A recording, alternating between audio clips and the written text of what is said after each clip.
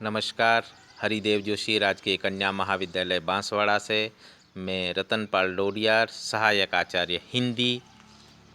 आज हम अध्ययन करने जा रहे हैं बीए तृतीय वर्ष हिंदी के प्रथम प्रश्न पत्र के अध्याय द्वितीय जायसी कृत पद्मावत के सिंहलदीप वर्णन खंड के पद संख्या 11 को। इस पद में बताया गया है कि पुनी फुलवारी लागी चहु पासा, बिरछी बेदी चंदन भई बासा, बहुत फूल फूली धन बेली, केवड़ा चंपा कुंद चमेली, सुरंग गुलाल कदम और कूजा, सुगंध्र बकोरी गंधर्व पूजा, जाही जूही बगुचन लावा, पुहुप सुदर्शन लाग सुहावा, नागे सर सर बरग नेबारी, औ सिंहार हार फुलवारी, सोन जरद फूली सेवती, रूप मंजरी और मालती, मोल सिरी बैली और करना, सबे फूल फूले बहुबरना, तेहि सिर फूल चढ़ी वे, जेहि माथे मनि भाग, आछ ही सदा सुगंध बहु, जनु बसंत और फाग। इस पद के अंदर सिंहल द्वीप की वाटिका, जिसके अंदर विविध प्रकार के फूल खिले हुए हैं, फूल खुशबू दे रहे हैं, और इस तरह से वह वाटिका उस सिंहल द्वीप की सुंदरता को और अधिक बढ़ा रही है। देखिएगा, पुनी फुलवारी लागी चहु पासा। फिर हम देखते हैं कि वहाँ फुलवारी यानी फूलों का बगीचा, वाटिका चारों ओर लगी हुई है।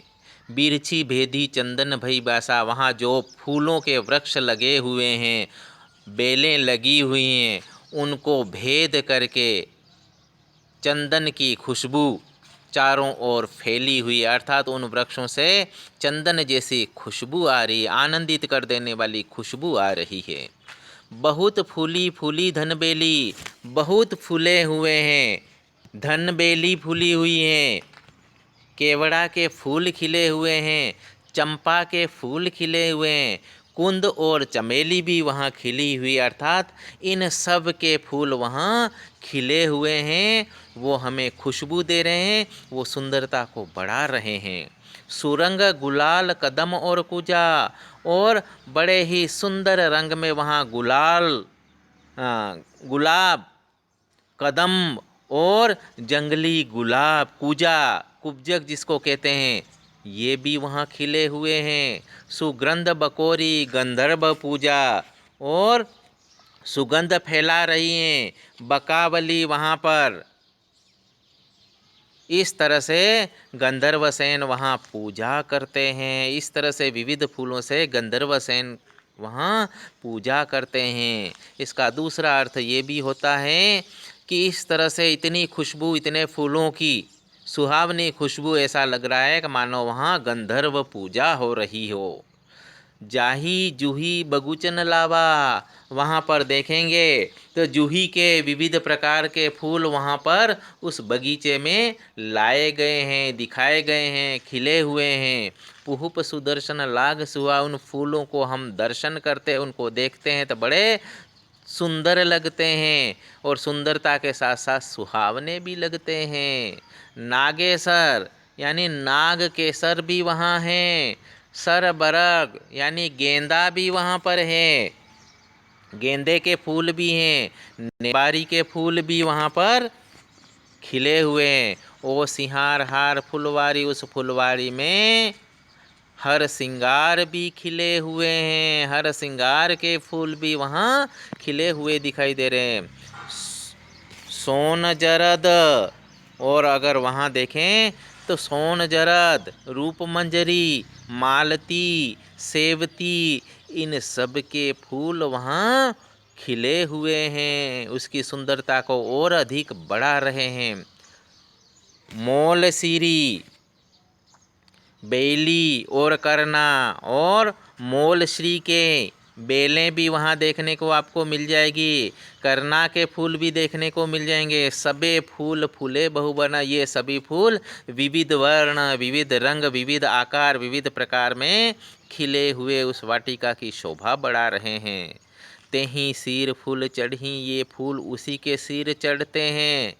जही माथे मणि भाग, जो मणि जिसके ललाट पर सुशोभित होती है, और इस तरह के भाग्य वाला व्यक्ति ही उन फूलों का अधिकारी है। आज ही सदा सुगंध बहू, और निरंतर इन फूलों से वहाँ खुशबू आती रहती है। ऐसा लगता है कि जनु बसंत ओ फाग, मानो वहाँ बसंत ऋतु का फाग आ गया हो, अर्थात इतनी सुहावनी ऋतु आ गई हो और उसमें फाग का माह या फाग का समय आ गया हो कि जिससे वहाँ पर खुशबू का वातावरण फैल गया हो। इस तरह से उस फुलवारी से मानो वहाँ हमेशा बसंत ऋतु छाई रहती है। इसकी खुशबू, ऐसी फुलवारी और ऐसी सुगंध हमेशा फैली रहती है सिंहल द्वीप की उस वाटिका से संपूर्ण सिंहल द्वीप में। इस तरह से सिंहल द्वीप की वाटिका का ये वर्णन देखने को मिला। इसमें अनुप्रास अलंकार है, उत्प्रेक्षा अलंकार का प्रयोग किया ही गया है बड़ा सुंदर ढंग से। अब हम देखते हैं पद संख्या 12।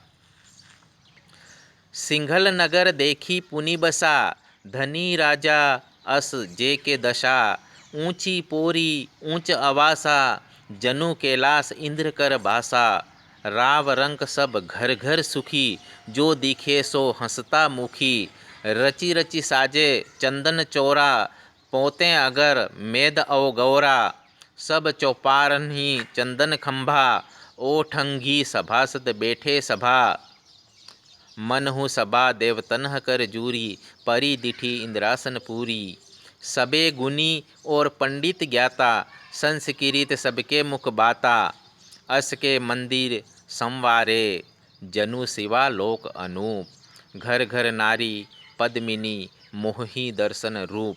इस पद के अंदर सिंहल द्वीप के नगर का वर्णन किया गया है, उस नगर की भव्यता का वर्णन किया गया, उस नगर की सुंदरता का वर्णन किया गया है, उस नगर की विशालता का वर्णन किया गया है। सिंघल नगर देख पुनि बसा, सिंघल नगर को हम फिर देखते हैं, उसके दर्शन करते हैं तो वह बड़ा भव्य रूप में बसा हुआ है। और इस तरह से भव्य रूप में बसाने वाला वहाँ का राजा धनी राजा, धन्य है वह राजा, अस जे के दशा, जिसने इतनी उत्तम अवस्था में इस नगर को बसाया है।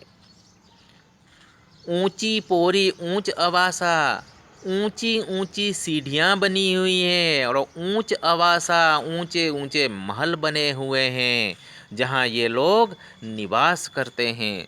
ऐसा लगता है जनु कैलाश इंद्र कर वासा, मानो कैलाश यानी स्वर्ग हो, जहाँ इंद्र कर वासा, इंद्र का वास हो, यानी इंद्र के स्वर्ग की तरह बड़ा उत्तम और भव्य यह नगर दिखाई दे रहा है।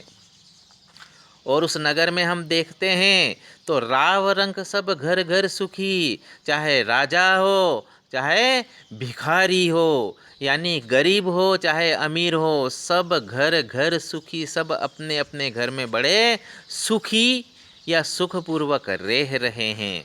जो दिखे सो हंसता मुखी, वहाँ जिसको भी देखें वो हंसते मुस्कुराते जीवन यापन कर रहे हैं। किसी में किसी तरह का कोई दुख, कोई दर्द, कोई पीड़ा नज़र नहीं आती है। रची रची साजे चंदन चौरा, अगर उनके चबूतरों को देखें तो तरह तरह के चबूतरे वहाँ पर निर्मित किए गए हैं, बनाए गए हैं। पोते अगर मेद और गारा और विविध प्रकार की सुगंधी से उनको लिपा पोती की गई हैं। सब चौपार ही चंदन खंबा, सभी उन चौपालों में चंदन के खंभे लगे हुए हैं। ओठंधी सभासद बैठे सभा, और उनका सहारा लेकर के, उन चंदन के खंभों का सहारा लेकर के सभासद यानी दरबारी वहाँ बैठते हैं उस सभा में। और उस गंधर्वसेन राजा जो सिंहल द्वीप का है, उसकी सभा ऐसी दिखाई देती है, मन हो सभा देवतन कर जूरी, मानो कि यह कोई मनुष्यों की सभा नहीं है, सिंहल द्वीप की सभा नहीं, बल्कि देवताओं की सभा जुड़ी हुई हो। इतनी सुंदर और आकर्षक वह सभा दिखाई दे रही है, उसका दरबार सजा हुआ है।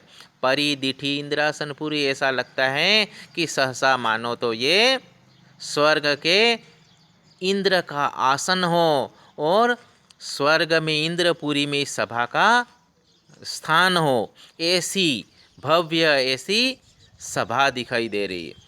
सबे गुणी और पंडित ज्ञाता, जितने भी वहाँ दरबारी सभासद बैठे हैं सभी गुणी हैं, सभी गुणी और पंडित यानी ज्ञानी और अच्छे गुणों वाले हैं, अच्छे कर्मों वाले हैं। संस्कृत सबके मुख बाता, और उनके मुख से हमेशा संस्कारित भाषा ही निकलती, मीठी वाणी, मधुर वाणी, सबको भाने वाली वाणी उनके मुख से निकलती हैं। अस के मंदिर संवारे, यहाँ के मंदिर जिस तरह से सजे संवारे गए हैं, जनु शिवालोक अनूप, ऐसा लगता है कि यहाँ के मंदिर शिवलोक हैं, यानी शिवलोक की अनुपम सुंदरता लिए हुए यहाँ के मंदिरों का निर्माण किया गया है। घर घर नारी पद्मिनी, हर घर घर में जो स्त्रियां हैं वो पद्मिनी नायिकाएं हैं, पद्मिनी नायिकाओं की सुंदरता लिए हुए। मोही दर्शन रूप, वह देखने से ही दूसरों के मन को मोह लेती है, उनकी सुंदरता देखने मात्र से ही दूसरों के मन को मोहित करने वाली। इस तरह से सिंहलदीप नगर की सुंदरता, उसकी भव्यता और वहाँ के लोगों का बड़ा सुंदर वर्णन किया गया है कवि के द्वारा। अब हम बढ़ते हैं पद संख्या 13 की ओर। पुनि देखी सिंहल के हाटा, नवो निधि लक्ष्मी सब बाटा। कनक हाट सब कुहू कुहू लीपी, बेठ महाजन सिंघल दीपी। रचही हथौड़ा रूपन ढारी, चित्र कटाव अनेक संवारी। सोन रूप भल भई पसारा, धवल सिरी पोतही घर बारा। रतन पदारत मानिक मोती, हीरा लाल सो अनबन ज्योति। और कपूर बेन कस्तूरी, चंदन अगर रहा भरपूरी। जिन्ह एहि हाट न लिन्हा बेसाहा, ता कहाँ आन हाट की तलाहा। कोई करे बेसाहनी, काहू करे बिकाई। कोई चले लाभ सन, कोई मूर गवाई। बहुत सुंदर पंक्तियों में यहाँ पर सिंहलदीप के हाट बाजार का वर्णन किया गया। सामान्यतः हाट बाजार जो है सप्ताह में या रोजाना लगने वाले या मासिक लगने वाले बाजार होते हैं, तो उनका वर्णन यहाँ देखने को मिला है। उस हाट का, उस बाजार का वर्णन आप देखिएगा। पुनी देखी सिंहल के हाटा, फिर हम देखते हैं सिंहलदीप के हाट को, सिंहलदीप के बाजार को। हम बाजार दर्शन कर रहे हैं। नवो निधि लक्ष्मी सब बाटा, नव निधि यानी सब प्रकार की निधियाँ, सब प्रकार का धन, सब प्रकार की लक्ष्मी, सब बाटा, सभी रास्तों पर दिखाई दे रही। जहाँ देखो वहाँ मानो धन लक्ष्मी बिखरी पड़ी नजर आ रही है। कनक हाट सब कुहू कुहू लिपि, सोने का जो सर्राफा हाट है वह कुमकुम से लिपा हुआ दिखाई दे रहा है। और वहाँ पर बेठ महाजन सिंहलदीप, सारे सिंहलदीप के महाजन व्यापारी वहाँ पर बैठे हुए हैं, व्यापार कर रहे हैं। और क्या कर रहे हैं? रचही हथौड़ा रूपन ढारी, निर्माण कर रहे हैं, रच रहे हैं। हथौड़ा हाथ में पहनने के कड़े, रूपन यानी रूपन का मतलब होता है रूपा, और रूपा का मतलब यहाँ होता है चांदी। चांदी के कड़े बना रहे हैं। चित्रकटा, उसमें अलग अलग तरह की चित्रकारी कर रहे हैं, अनेक प्रकार की चित्रकारी उन पे करके संवार रहे हैं, सजा रहे हैं, उनको आकर्षक बना रहे हैं। सोन रूप भल भयु पसारा, सोना और चांदी सब और पसरा हुआ दिखाई दे रहा है उस हाट में। धवल सिरी पोतही घर बारा, और जो वो घर हैं, वो बाजार जो है, जो हाट है, वह सफ़ेदी से पुता हुआ है, लिपा पोता किया हुआ है। सारे घर और बाहर आंगन सारा लिपा पोती कर रखा है। रतन पदारत मानिक मोती, वहाँ देखें तो यही नहीं बल्कि अनेक रत्न और अनेक पदार्थ हैं, जिसमें मानिक, मोती, हीरा, पन्ना, सो अनबन ज्योति। और ये एक विचित्र ज्योति के साथ में, प्रकाश के साथ में चमक रहे हैं, अर्थात वह अपनी शोभा बिखेर रहे हैं। और कपूर बेन कस्तूरी, वहाँ पर और कपूर भी हैं, कस्तूरी भी वहाँ पर आपको देखने को मिल जाएगी। चंदन अगर रहा भरपूरी, चंदन और इस तरह से खुशबू, सुगंधित पदार्थ आपको वहाँ पर देखने को मिल जाएंगे। जिनका व्यापार उस सिंहल द्वीप में हो रहा है।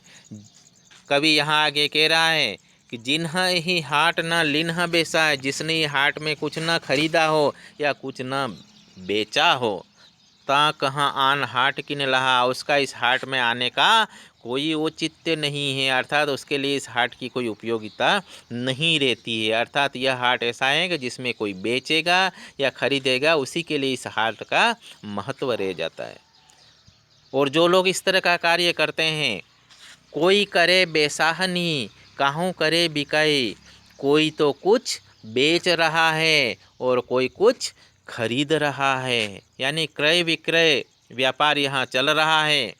और इस व्यापार में कोई चले लाभ सन, कोई तो लाभ कमा रहा है और कोई मूलधन ही गवा करके हानि को प्राप्त होता है। इस तरह से सिंहल द्वीप का हाट आज के आधुनिक हाटों की तरह ही प्रदर्शित हो रहा है, दिखाई दे रहा है, जिसका वर्णन उस ढंग से ही किया जा रहा है कि उस ज़माने में भी जो आज हाट बाज़ार की व्यवस्था है वो उस ज़माने से चली आ रही है। ये यहाँ पर प्रतीत हो रहा है। बड़ा ही सुंदर, बड़ा ही आकर्षक यहाँ पर वर्णन किया गया है कि जिस तरह से हाट लगता है, इसमें सोने चांदी से लगा करके सुगंधित पदार्थ और जितनी भी वस्तुएं हाट में बेची या खरीदी जाती हैं, उस हाट का उपयोग लोग अपने क्रय विक्रय के लिए करते हैं। यहाँ पर बहुत ही सुंदर, बहुत ही आकर्षक और बड़ा ही मनोहारी वर्णन देखने को मिला है। इसमें अनुप्रास अलंकार के साथ साथ समासोक्ति अलंकार हैं, क्योंकि कवि ने यहाँ हाट को एक तरह से यह संसार माना है। दूसरे अर्थ में अगर हम देखें तो इसका अर्थ संसार होता है, और इस संसार में जो भी लोग आते हैं वो अपने कर्मों के द्वारा, अपने व्यापार के द्वारा, अपने कर्म व्यापार के द्वारा या तो इस संसार में बहुत कुछ लाभ में रहते हैं या अपने दुष्कर्मों के द्वारा बहुत ही हानि को प्राप्त करते हैं। इस तरह से कई सारे लोग अपना जीवन बर्बाद करके चले जाते हैं और कई सारे लोग अपने जीवन को सफल करके जाते हैं। ये इसका दूसरा अर्थ भी होता है। तो इस तरह से आज हमने पद संख्या 11, 12 और 13 को पढ़ा। आज के लिए बस इतना ही, फिर मिलेंगे। आप सबको बहुत बहुत धन्यवाद।